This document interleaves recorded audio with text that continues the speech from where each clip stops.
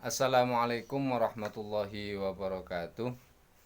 Alhamdulillahirabbil alamin wassalatu wassalamu ala asyrafil anbiya'i wal mursalin sayyidina wa habibina wa syafi'ina wa qurratu a'yunina sayyiduna Muhammadin wa ala alihi wa sahbihi ajma'in amma ba'd.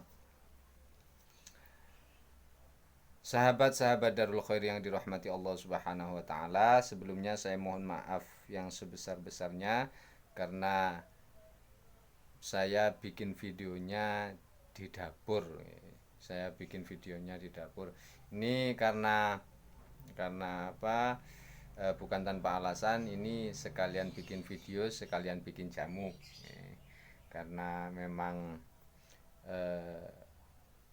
atas rahmat dan fadl Allah Subhanahu wa taala, saya termasuk salah satu dari sekian banyak orang yang sama Allah diberi tugas menjadi istilahnya seorang tabib.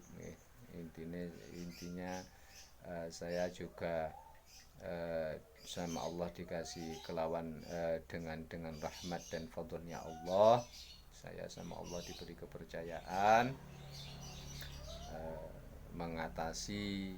dapat mengatasi segala macam penyakit, baik penyakit medis ataupun non medis. Kebetulan ini saya sedang bikin jamu untuk penyakit liver yang akut. Nanti juga saya akan berikan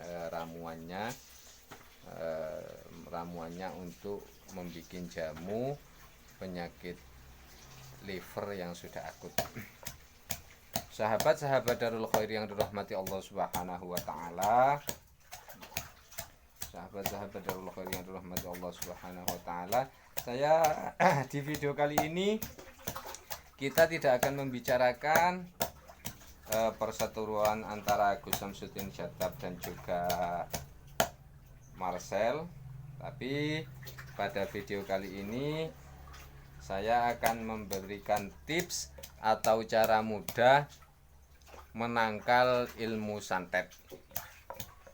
Jadi dalam video kali ini saya akan memberikan tips cara mudah menangkal ilmu hitam, di antaranya ilmu santet, ilmu lentre, jengges, teluh, tenung, dan sebagainya.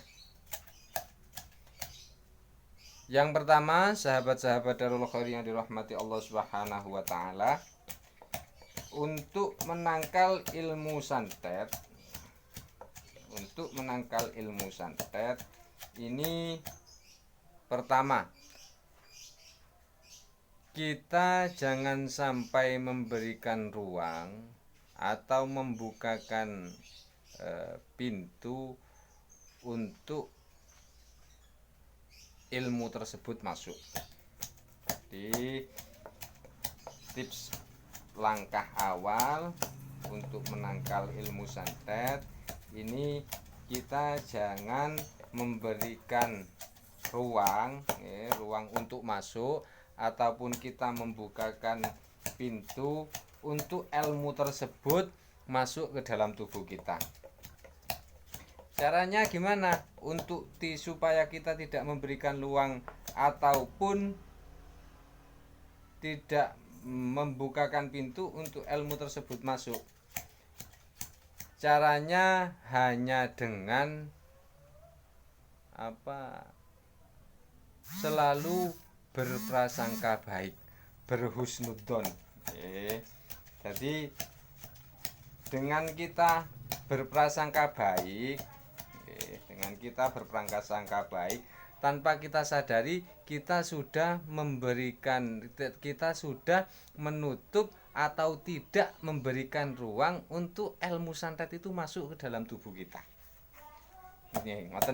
Jadi satu, kita harus selalu berprasangka baik. Seandainya contoh, seandainya memang benar-benar ada orang yang mengirim ilmu santet kepada kita. Oke. Dan akhirnya efeknya, oke, efeknya tangan kita linu. Efeknya tangan kita linu. Itu kita harus selalu berprasangka baik. Oke. Jadi caranya berprasangka baik gimana? Oh, mungkin linu ini karena kecapean. Oh, mungkin linu ini karena apa namanya? Tadi terkilir atau dan sebagainya. Yang penting kita ini selalu berprasangka baik. Itu tanpa disadari kita sudah menutup ruang atau menutup pintu untuk ilmu santet tersebut masuk ke dalam tubuh kita.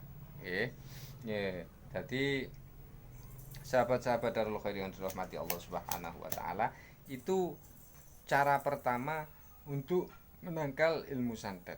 Jadi saya jamin kalau sahabat semua, saudara-saudara semua selalu berprasangka baik, kepada siapapun, terutama kepada Allah Subhanahu wa taala, terutama kepada Allah Subhanahu wa taala. Insya Allah ilmu-ilmu santet seperti lentrik, jengges dan sebagainya tidak akan masuk ke dalam tubuh kita. Tidak akan masuk ke dalam tubuh kita. Jadi caranya dengan selalu berprasangka baik. Kenapa ilmu santet itu kok sampai bisa masuk ke dalam tubuh kita? Karena kita selalu berprasangka buruk kepada siapapun. Sahabat-sahabat Darul Khair yang dirahmati Allah Subhanahu wa taala, ini saya kasih tahu kepada sahabat-sahabat dan saudara-saudara semua, sebenarnya ilmu santet itu energinya sangat lemah sekali. Energinya sangat lemah sekali. Kenapa kok sampai bisa fatal akibatnya? Itu dikarenakan cara pikir kita. Kita itu selalu berpikiran buruk terhadap apapun yang terjadi kepada kita. Contoh. Kenapa saya bilang sangat lemah sekali? Ya karena memang energinya sangat lemah sekali ilmu santet itu. Jadi contoh, seandainya tangan kita ini sakit,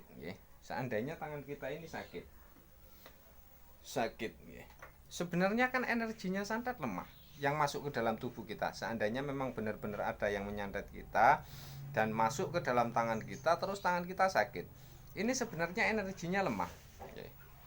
Terus kenapa sampai akibatnya fatal? Itu karena cara pikir kita. Seandainya kita cepat menutup ruang, dia tidak akan bisa berkembang. Energinya tidak akan bisa berkembang dan tidak akan bisa besar. Kenapa energinya terkadang sangat fatal sekali? Itu karena tanpa disadari kita memupuk ilmu santet itu untuk berkembang biak di dalam tubuh kita. Jadi ketika tangan kita sakit, ini kita khawatir,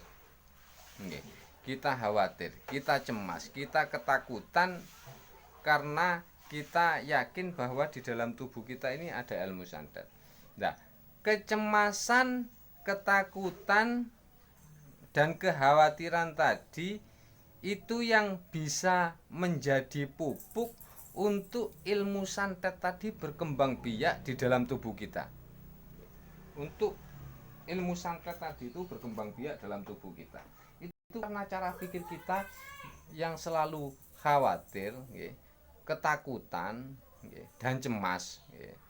Seandainya kita ini tidak khawatir, tidak ketakutan dan tidak cemas, dan buru-buru kita alihkan bahwa rasa sakit yang kita rasakan ini hanya karena terkilir, hanya karena kesleo, hanya karena lain-lain, itu tanpa disadari kita menutup atau menekan perkembangbiakan energinya ilmu santet tadi. Sahabat-sahabat Darul Khair yang dirahmati Allah Subhanahu wa taala, sebenarnya cukup mudah gitu. Cukup mudah sekali untuk menangkal ilmu santet, jengges, teluh tenung itu Cuma kayak gitu. Intinya kita selalu berhusnudon, selalu berprasangka baik. Insya Allah ilmu-ilmu tersebut tidak akan berkembang biak. Karena kalau kita tutup, kita tekan, akhirnya ilmu tadi tanpa disadari akan mati sendiri. Akan mati sendiri. Ya.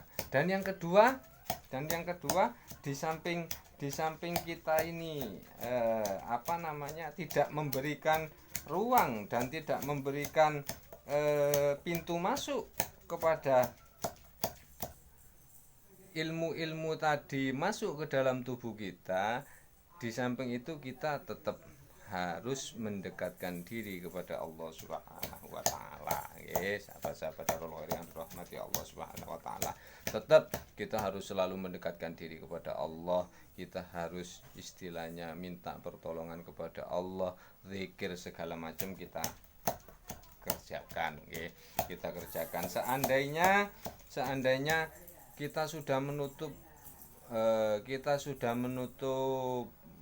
ruang dan kita sudah tidak memberikan ruang dan kita sudah menutup pintu untuk ilmu santet tersebut masuk ke dalam tubuh kita, tapi kita jauh kepada Allah Subhanahu wa taala, ya naudzubillah min dzalik, naudzubillah min dzalik.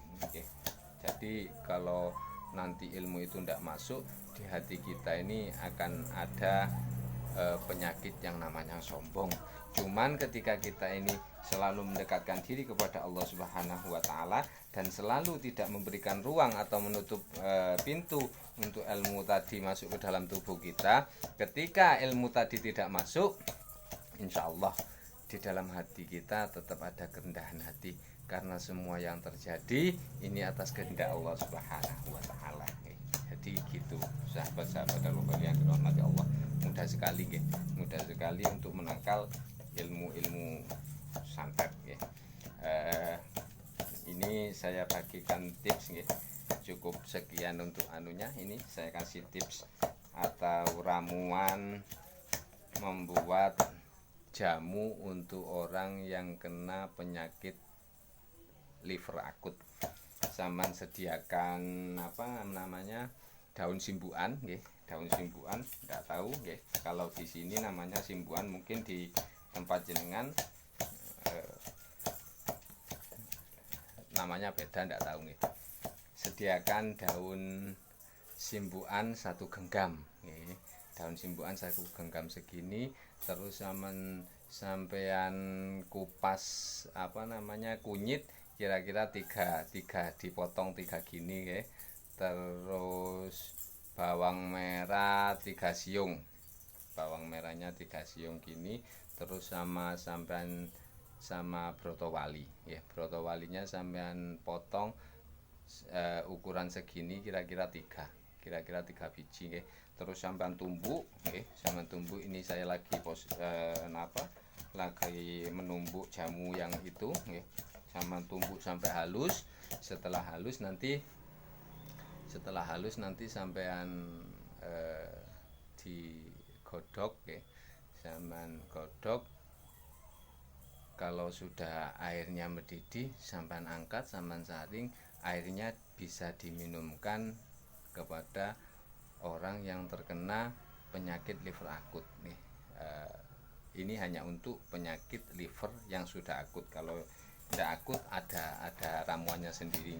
Ini untuk liver yang sudah akut.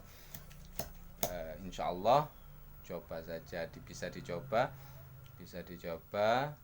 Sampean seandainya ada saudara, tetangga atau teman yang kena penyakit liver akut, ini bisa dicoba dikasih ramuan kayak gini, bisa dikasih ramuan kayak gini. Cuma ini sebagai ikhtiar saja, sebagai ikhtiar kita kepada Allah Subhanahu wa taala.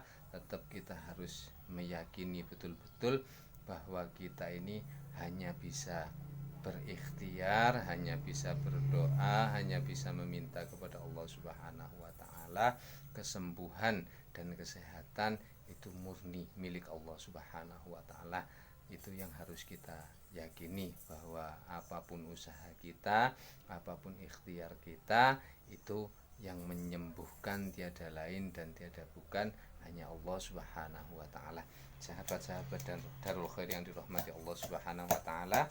Cukup sekian untuk video kali ini. Wabillahi taufik wal hidayah, wabirridho wal inayah. Wassalamualaikum warahmatullahi wabarakatuh.